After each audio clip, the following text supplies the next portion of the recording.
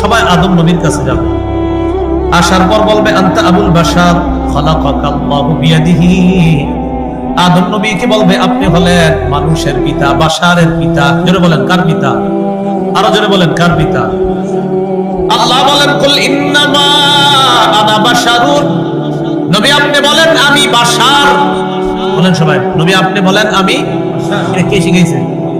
আল্লাহ নবীরে বলছে নবী আপনি বলেন আমি। কিয়ামতের ময়দানে মানুষ গিয়ে কয় আনতা আবুল বাশার, আপনি বাশারের পিতা। আল্লাহ নবীরে কয় নবী আপনি বলেন বাশার। কিয়ামতের ময়দানে মানুষ কয় আদম নবীরে আব্বা আপনি বাশারের পিতা। এর মানে মুহাম্মদ সাল্লাল্লাহু আলাইহি ওয়াসাল্লাম বাশার। এই বাশারের পিতা কে? আদম। বলেন কে? আদম আলাইহিস সালাম। সব মানুষগুলো গিয়ে বলবে আনতা আবুল বাশার খালাকাকাল্লাহু বিয়াদি। আপনি মানুষের পিতা, আল্লাহ আপনাকে কুদরতি হাতে বানিয়েছে। ওয়া নাফাখা ফিকা মিন রূহিহি।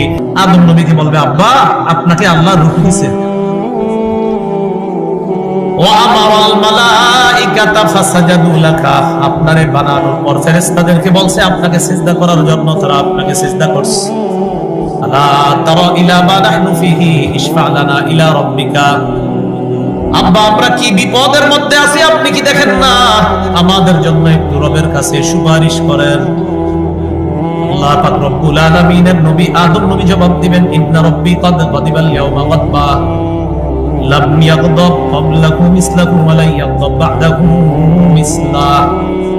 আহারে যদি পারেন এই বাংলাটা প্রতিদিন কয়েকবার মনে করবেন। আদম নবী যে বাক্যটা বলছে এটার বাংলা হলো এই। সন্তানদেরকে ডাক দিয়ে বলবে আজকে আমার রব এত রাগ করে আছে, আজকের মতো এত রাগ আগে কখনো করেনি, আজকের মতো এত রাগ ভবিষ্যতে কখনো করবে না।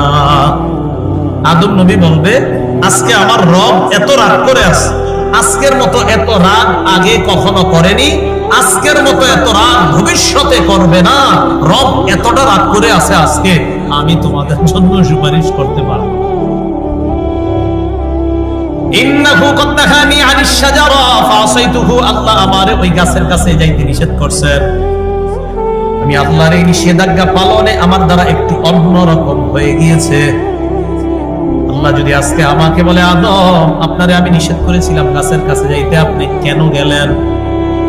আমি এই টেনশনে আছি, নাফসি নাফসি নাফসি।